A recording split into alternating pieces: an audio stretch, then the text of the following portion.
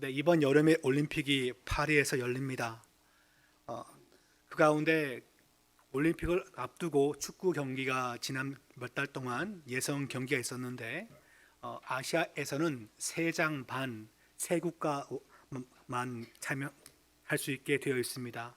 월드컵은 32개 국가가 참여하기 때문에 많이 참여하지만 올림픽 축구는 16개 국가만 참여하게끔 되어 있고 아시아에서 3등을 하면 참여할 수가 있습니다. 한국은 지난 40년 동안 한 번도 빠지지 않고 3등 안에 들었기 때문에 늘 참여하여 왔습니다. 그런데 지난 4월 26일 날 말레이시아와의 경기에서 2대2로 비겼습니다. 그때가 바로 8강 경기였고 말레이시아 감독은 신태용 감독이었습니다. 2대2로 다 비겼기 때문에 연장전까지 갔지만 승부가 나지 않고 드디어 승부차기를 하게끔 되었는데 11대 12로 그만 뚝 떨어졌습니다. 아무리 전반전 후반전에 잘 뛰었지만 연장전까지 잘 뛰었지만 마지막에 한 점 차이로 경기가 뭡니까? 지고 말았습니다. 중간에 아무리 잘 뛰어도 아무리 실력이 좋아도 멋진 플레이를 보여주어도 마지막에 이기지 못하면 뭡니까? 이기지 못한 겁니다. 그러므로 아쉽게도 40년 만에 처음으로 대한민국이 아시아에서 이 올림픽에 참가하지 못하는 일을 겪게끔 되었습니다. 인생도 참 비슷한 게 많습니다. 학창 시절, 신혼 시절, 중년 시절 모든 것을 잘 보내지만 맨 마지막에 뭐가 필요합니까? 그 가운데 뭔가 의미 있게 인생을 마치는 게 필요합니다. 신앙생활도 비슷하지요. 주일학교, 중고등부, 청년의 시절을 잘 보내고 취업하고 결혼하고 아이를 낳아도 여전히 그 믿음이 어린 아이처럼 유치하다면 뭔가 문제가 있는 것입니다. 뭐가 중요합니까? 과정도 중요하지만 마지막에 승리하는 것이 필요합니다. 승리하는 것이 무엇일까요? 승리가 왜 필요할까요? 마지막이 힘들기 때문에 그렇습니다. 이번 주 말씀과 다음 주 말씀은 말세 마지막 때에 대한 말씀을 어쩔 수 없이 본문이 그러하기 때문에 다루게끔 됩니다. 말세가 되면 될수록 물론 과거보다 지금이 더 좋은 것도 있습니다. 스마트폰처럼 혹은 유튜버처럼 다양한 정보를 접근할 수 있고 다양한 지식을 우리가 사용할 수 있습니다. 그럼에도 불구하고 과거보다 지금이 무엇입니까? 믿음에 있어서 좀 더 힘든 시기를 지금 지나가고 있습니다. 마지막 때가 되면 될수록 뭐가 필요합니까? 뒤로 물러서지 않고 이기고 승리하는 것이 필요합니다. 오늘 말씀 3장 10절부터 읽었지만 1절부터 말씀을 다 보아야 되는데요. 1절 말씀 보시면 마지막 때를 이렇게 표현합니다. 너는 이것을 알라. 말세에 고통하는 때가 이르러 라고 나와 있어요. 말세를 설명할 때 이 말씀 보니까 단순히 말씀하지 않고 고통하는 때라 그렇게 말합니다. 왜 고통의 시대일까요? 여러분, 이 마지막 시대가 정말 살기 좋을 겁니다. 병원도 잘 돼 있고 의료 기술도 잘 돼 있고 정보도 좋고 아이를 잘 키울 수 있고 다양한 것을 정말 잘 누릴 수 있는 시대가 바로 이 지금 시대인데 성경은 말하기를 말세를 가리켜서 고통의 시대라 그렇게 부릅니다. 왜 그럴까요? 그것은 말씀을 통해 보니까 세 가지 정도가 상실되는 시대에 저희가 살고 있습니다. 같이 한번 2절 말씀을 읽어보겠습니다. 시작. 사람들이 자기를 사랑하며 돈을 사랑하며 자랑하며 교만하며 비방하며 부모를 거역하며 감사하지 아니하며 거룩하지 아니하며. 돈을 많은 사람들이 사랑하죠. 물론 예나 지금이나 2000년 전이나 4000년 전이나 지금이나 사람들은 돈을 사랑합니다. 그런데 시대가 갈수록 그 상황이 더욱더 심각해집니다. 부모를 거역하고 좋은 일을 당하면 감사해야 되는데 감사하지 못하는 경우가 많습니다. 3절 말씀 보면 더욱더 심화됩니다.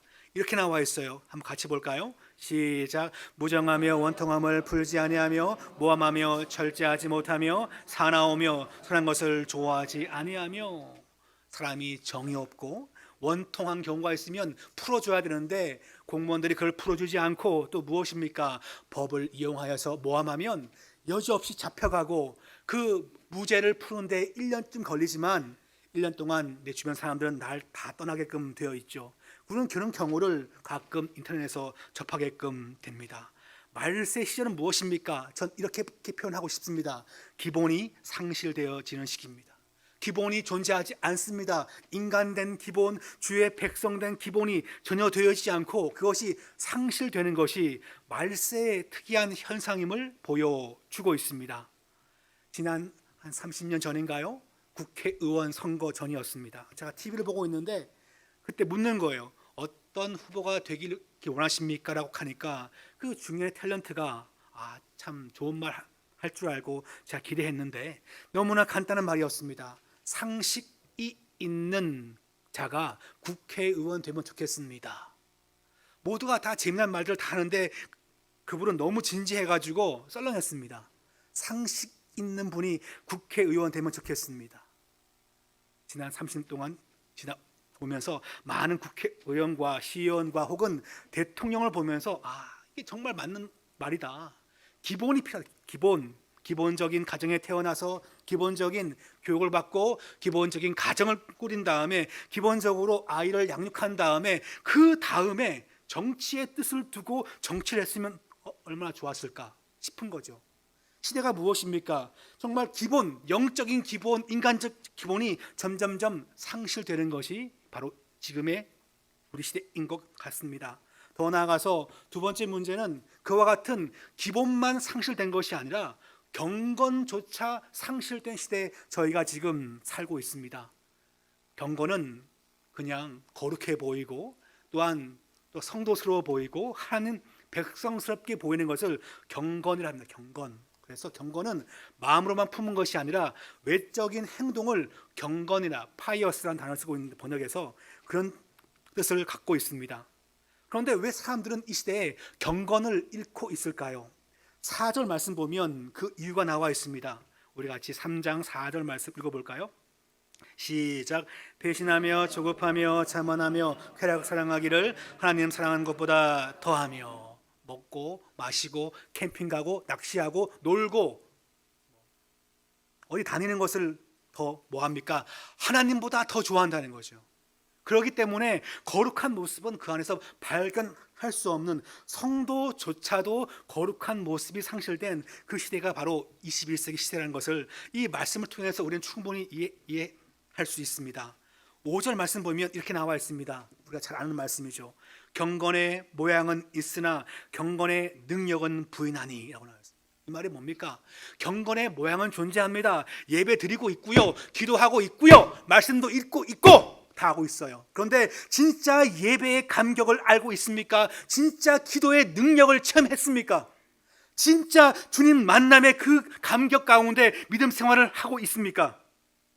그것이 바로 경건의 능력인 거죠. 기도의 모양은 흉내내고 있고 예배의 모양은 흉내내고 있고 자리를 지키고 있고 서양 속담에 장자를 잘 데피고는 있지만 진짜 경건의 능력은 없다는 것입니다. 그것이 바로 말세 시대의 특징이라는 것을 말씀하고 있습니다. 함께 예배하는 것만 해도 얼마나 귀한데요. 그 따위 말만 하니까 경건의 능력은 이 땅에 존재하지 않는 것입니다. 함께 예배하는 것도 중요하지만 더 중요한 것은요, 예배의 기쁨과 기도의 능력을 체험하는 것입니다. 그것이 바로 진짜 참된 경건인데 마지막 시대가 되면 모이는 숫자에만 관심을 모이기 때문에 경건은 상실되는 것이 마지막 시대입니다. 목사님, 그래도 말씀은 잘 배우지 않을까요? 유튜브를 통해서 그렇게 말하지만 6절과 7절 말씀 보시면 마지막 때의 세 번째 증표가 뭐냐니까 바로 지식이 상실된다는 것을 말하고 있습니다. 우리 6절과 7절 말씀 같이 이어서 읽어보겠습니다. 시작. 그들 중에 남의 집에 가만히 들어가 어리석은 여자를 유인하는 자들이 있으니 그 여자는 죄를 중해지고 여러 가지 욕심에 끌린 바 되어 항상 배우나 끝내 진리의 지식에 이를 수 없느니라. 남을 넘어지게 하고 남을 넘어지게 하는 사람들이 더러 있는데 그런 사람들의 특징이 뭐냐니까 많이 배우고 배우지만 참된 지식의 레벨에 도달할 수 없다는 것을, 지식이 상실된다는 것을 말해 주고 있습니다. 저도 가끔 유튜브를 보면 깜짝 놀랍니다. 아니, 저렇게 좋은 영상을 무료로 만들어 놓다니 좋다 하면서 들을 때가 종종 있습니다.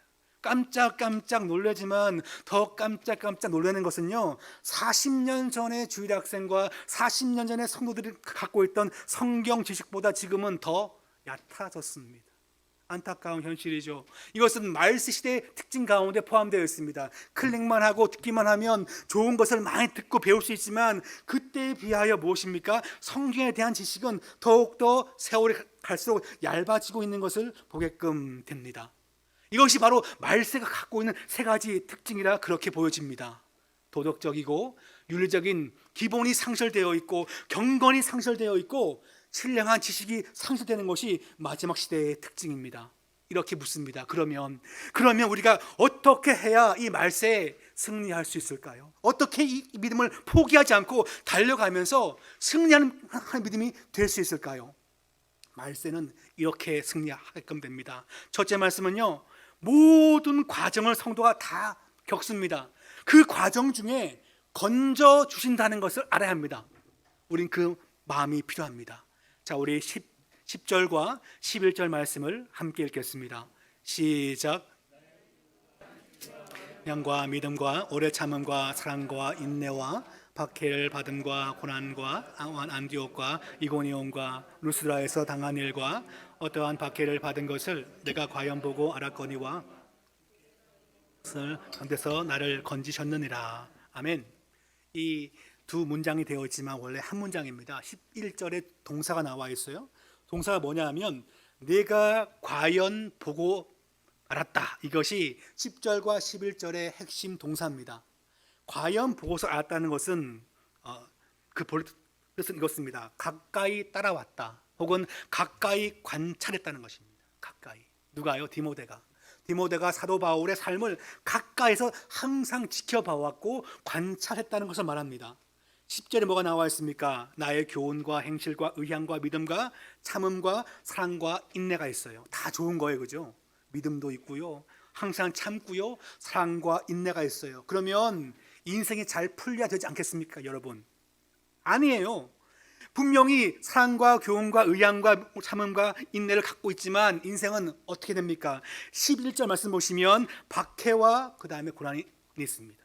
옛날 번역은 핍박입니다. 지금은 박해라고 번역했는데 박해와 고난도 함께 겪습니다. 예수를 믿고 주의 일을 감당하니 일이 잘 풀리면 좋겠죠, 그죠? 그런데 알고 봤더니 바울의 삶은 박해와 고난도 함께 있고요, 안디옥과 이고니온과 그다음에 루스드라에서 쫓겨나다시피 거기를 빠져나왔습니다. 많은 일을 겪었다는 것입니다. 그렇지만 맨 나중에 뭐가 있습니까? 이 모든 것 가운데서 나를 뭡니까? 건지셨다라고 고백하고 있습니다. 성도가 예수를 믿고 주를 쫓아가면 항상 일이 잘 풀리고 건강해지고 일이 잘 됩니까? 아니에요. 그 가운데 뭐가 있습니까? 풍랑을 만나게끔 되어 있습니다. 힘든 질병도 겪게 되어 있고요, 가족 간의 아픔도 겪게끔 되어 있습니다. 이것은 성도에게 주어져 있는 어쩔 수 없는 인생의 길 가운데 포함되어져 있습니다. 한 가지 더 분명한 것이 있습니다. 이 모든 것 가운데에서 나를 뭡니까? 건지셨느니라. 한번 따라 합시다. 이 모든 것 가운데서 나를 건지셨느니라. 이것이 바울이 말하고 있는 중요한 인생의 법칙임을 우리에게 말하고 있습니다. 반석은 큰 바위지요. 그러나 본래 그 반석은 저 가나안 땅에서 산보다 큰 바위를 반석이라 부릅니다. 얼마나 클까요, 그죠? 엄청 큽니다. 토네이도 폭풍과 불어도 전혀 미동하지 않습니다. 그것이 반석이죠. 시편 기자들은 다 말합니다. 여호와는 나의 반석이라 말합니다. 성도에게는 뭡니까? 비도 내리고 햇빛도 비치고 화창하고 굽고 아프고 건강하고 모든 것이 다 묶여 있어요. 근데 맨 마지막은 뭡니까? 여호와가 나의 반석이기 때문에 모든 것 가운데에서 그 백성을 건진다는 거죠. 이것이 성경이 말하고 있는 성도가 승리하는 귀한 원리 가운데 포함되어 있습니다. 우린 뭡니까? 건짐 받게끔 되어 있습니다. 우린 구출 받게끔 되어 있습니다. 내가 지금 아멘 하든 아멘 하지 않든, 내가 믿든 믿지 않든 성도에게는 뭡니까?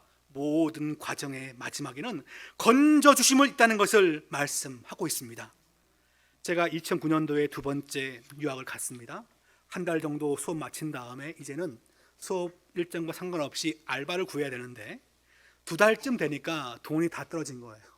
제가 호기롭게 산돌교회에서 제가 유학 갑니다 할렐루야 하고 갔는데 두 달 만에 돈이 다 떨어져 가지고 밥을 살 돈도 없고 방값을 낼 돈도 다 떨어지고 그랬어요. 하나님, 제가 호기롭게 그분들한테 간증하고 지금 두 번째 유학을 나왔는데 어떻게 두 달 만에 제가 복귀해야 합니까? 방값 낼 돈도 없습니다, 하나님. 그러면서 기도를 했는데 바로 학교 알바나 교회 사역지를 구했는데 아무런 자리가 나오지 않았어요. 교회 사역지는 보통 4월 5월에 나오는 것은 5월에 졸업하기 때문에 그렇습니다, 학생들이. 근데 저는 그때 7월 달에 가가지고 수업 마치니까 8월이었습니다. 사역지가 전무했고요. 일자리도 다 전무해가지고 힘들게 슬로우한 그러한 비즈니스 때문에 힘든 시기를 보냈습니다. 막 걱정 가운데 시간을 보내는데 제 마음 가운데 텅 치고 들어온 게 있어요. 하나님이 나의 반석인데 내가 굶어 죽으면 뭐 그것도 순교겠지. 그러면서 그런 마음을 딱 먹는데 마음이 너무 편안한 거예요. 하나님, 제가 돈을 주시지 아니하면 굶어 죽겠습니다. 아시죠? 알아서 하세요. 그리고 그냥 시간을 보내면서 물론 금식 기도를 했습니다. 그리고 48시간 내에 직장을 세 군데를 잡게끔 되었습니다. 근데 제 마음은 그게 아니에요. 직장 구했다는 것이 제 간증이 아니라 제 마음이 너무나 평안했어요. 굶어 죽으리라. 두 딸도 함께 굶겠습니다. 하나님 책임지세요. 그 진짜 리얼한 기도였어요. 하나님, 제가 굶어 죽을 테니까 하나님 나의 반석이니까 책임지세요. 그렇게 담대하게 기도했던 경험이 있습니다. 성도에게 무엇이 반석입니까? 보험입니까? 은행 잔고입니까? 친구입니까? 가족입니까? 성경은 말합니다. 이 모든 것 가운데서 누가요? 주께서라고 말씀에 나와 있습니다. 주님께서 건지실 줄 믿습니다. 이것을 믿는 것이 믿음인 것이고 이것을 믿는 자가 뭡니까? 마지막에 말세에 승리하는 것입니다. 이어지는 말씀을 보시면 이제 12절 말씀 보시면 이렇게 나와 있어요. 한번 같이 볼까요? 시작. 무릇 그리스도 예수 안에서 경건하게 살고자 하는 자는 박해를 받으리라. 누가 받나요? 예수 안에서. 내가 실수하거나 내가 잘못해서 받는 박해가 아니라 내가 주 안에서 주를 믿고 살면서 경건하게 살고자 한다면 뭘 받습니까? 박해를 받는 겁니다. 우리는 한 가지 명심해야 돼요. 박해는 뭡니까? 피할 수 없습니다. 회피할 수 없고요, 반드시 오게끔 되어 있습니다. 누가요? 예수를 잘 믿으려고 하면 할수록, 적당히 믿으려면 할수록은 박해는 존재하지 않고요, 잘 믿으려고 할 때 박해는 주어지게끔 되어 있습니다. 그것이 하나님께서 성도를 인도하시는 방법입니다. 목사님, 이게 무슨 재미난 말씀입니까? 아니, 왜 박해를 왜 받습니까? 피하면 안 됩니까? 아니요, 진짜 잘 믿으려고 하면 바로 그 박해는요 반드시 주어지게끔 되어 있습니다. 그런데 결말이 무엇입니까? 결말은 주님께서 성도가 예수 믿는 것 때문에 받은 박해만큼 되갚아 주신다는 것을 주님이 약속하였습니다. 마가복음 10장 29절 가면 나와 있어요.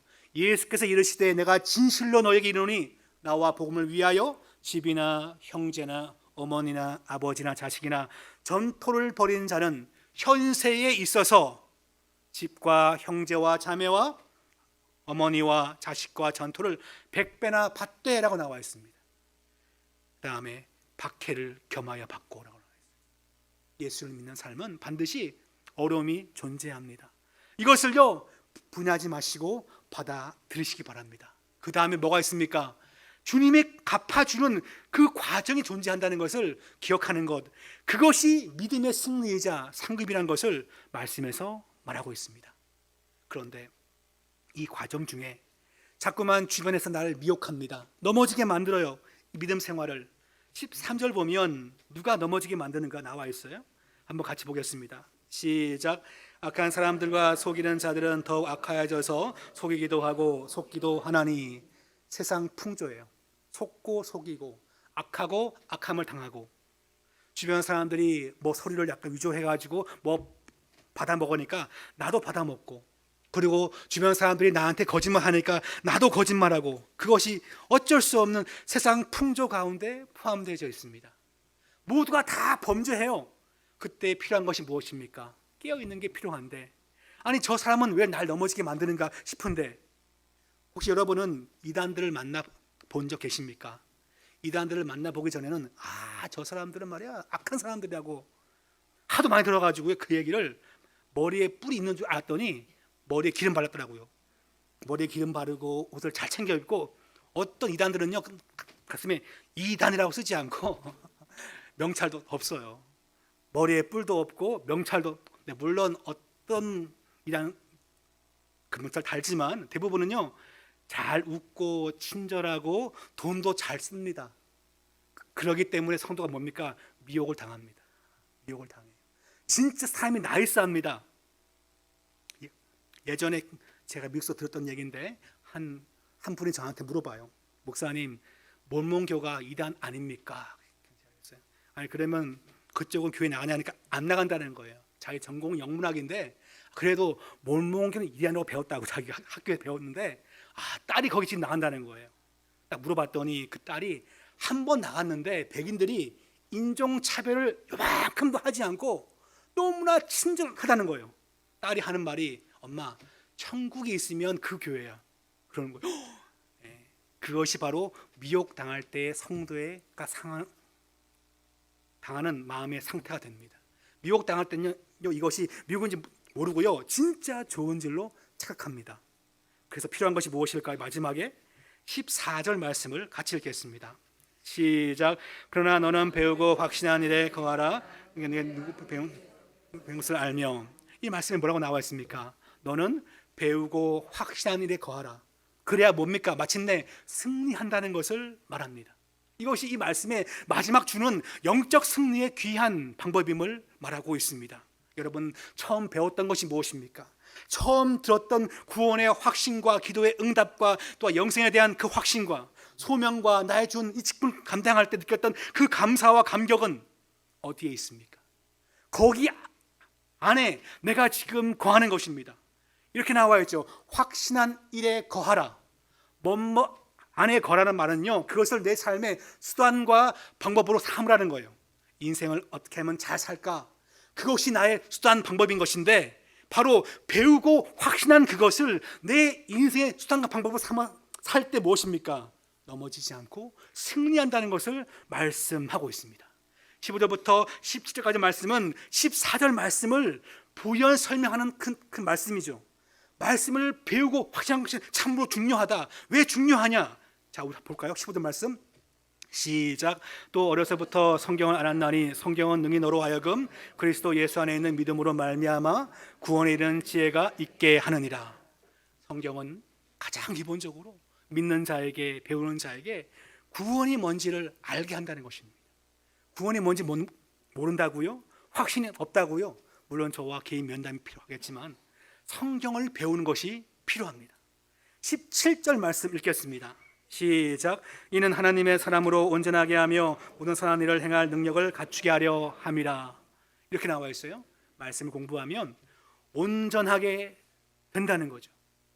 아니 뭐 아이가 학교 졸업하고 직장 구하고 가정을 꾸리면 이제 인간답게 된 거 아닙니까? 라고들 옛날 사람들 항상 그런 말 많이 했어요. 다 뻥이고 다 거짓말이에요. 그게 무슨 인간입니까? 성경은 말합니다. 말씀을 공부한 자가 온전한 인간 되는 것이고 하나님의 일을 할 수 있다는 것을 말씀하고 있습니다. 이것이 진짜 믿음이자 진짜 신앙이라는 것을 우리에게 교훈을 주고 있습니다. 신앙의 승리는 언제 주어집니까? 배운 말씀, 배운 기억을 기억하며 아버지 뜻이기 때문에 아버지를 높이고 아버지를 존중히 여기면서 이 땅을 사는 것입니다. 어떤 방법으로요? 말씀을 공부하고 말씀을 근거하여서 아버지를 높이고 아버지를 섬기는 삶을 사는 자에게 참된 승리가 주어진다는 것을 말씀하고 있는 것이지요. 제가 한 영상을 준비했습니다. 그 영상을 본 다음에 이 말씀을 맺겠습니다. 지금 본 영화는 실화를 바탕으로 한 영화인데 1924년 런던 올림픽에서 400m 경기였습니다. 선수의 이름은 에릭 리델인데 스코틀랜드 출신이었습니다. 그는 100m와 주종목이었습니다. 그런데 그 경기가 주일에 시작하기 때문에 자기는 주일에 달릴 수 없다고 말하면서 그냥 런던에 있는 한 교회 가서 설교하고 주일을 보냈습니다. 모든 사람들이 이 친구를 비난했습니다. 민족의 배신자라고. 어떻게 주일인데 왜 안 뛰냐고. 그것도 올림픽인데 뛰면 하나님께 영광 되지 않냐고 하면서 했는데 이 친구는 그날 작은 교회 가서 설교하면서 그렇게 100m 경기를 포기했습니다. 그런데 그는 자기의 주종목이 아니었던 400m 경기에 나가게끔 되었습니다. 그리고 뛰어서 지금 메달을 딴 겁니다. 앞에 있던 한 여인은 자기의 여동생이었습니다. 그리고 그와 함께 나중에는 중국에 가서 선교사로 살다가 40년대 말에 뇌암 판정받고 거기서 생을 마감합니다. 저는 개인적으로 이 영상을 보면서 감동 장면이 몇 개 있는데 그 가운데 보면 한 친구가 멍 때리고 있죠. 기억나십니까? 대신 100m를 뛰었던 친구고 대신 메달을 땄습니다. 그런데 그 친구는 행복을 못 느끼고 그냥 저 벙벙한 느낌을 갖고 있고요. 이 친구는 자기 종목은 아니었지만 기쁨을 갖고 있습니다. 내가 목사로서 가장 감동했던 것은 경기 직전에 미국 선수가 주었던 쪽지였습니다. 그 쪽지엔 이렇게 쓰여 있습니다. 옛 책에 말하기를 나를 존중히 여기는 자를 내가 존중히 여기고 나를 멸시하는 자를 내가 경멸하리라. 사무엘상 2장 30절이었습니다. 저 친구는 왜 달렸을까요? 왜 주일에 안 뛰었을까요? 많은 분들이 야 주일 지키면 복받아. 봐봐 지금 땄잖아. 그렇게 저걸 이용하지만 전 한 차원 더 높게 봅니다. 저는 미국 선수가 쪽지를 주었을 때 같은 마음이었다는 거죠. 동력자도 아무도 나를 인정하지 않지만 함께 뛰는 숨어있는 성도가 저기 있구나. 전 그것이 무한 제 마음의 감동이었습니다. 그 내용이 뭡니까? 나를 존중히 여기는 자를 내가 존중히 여기리라. 여호와의 말씀이었습니다. 우리는 어떻습니까? 하나님의 뜻을 존중히 여깁니까? 존중히 여기는 자가 이 말세에도 승리할 것입니다. 어떤 역경이 왔다고요? 아프다고요? 슬프다고요? 답답하다고요? 여호와를 존중히 여기는 자가 존중받을 겁니다. 말씀을 읽으십시오. 말씀을 배우십시오. 말씀을 묵상하시고 말씀을 쫓아 행하십시오. 주님께서 그 영혼과 그 가정을 자녀를 존중히 여길 줄 믿습니다. 우리 이 시간 한번 기도하기 원합니다. 하나님, 내가 경주하는 것이 아니고 내가 뛰는 것이 아니라 주님이 대신 뛸 줄 믿습니다. 주님이 대신 나를 건져낼 줄 믿습니다. 아버지, 내가 항상 주의 말씀을 의지하여 주를 존중히 여기며 뜻을 따라 쫓아가면서 이렇게 인생을 살도록 나를 도와주시옵소서. 우리 같이 한번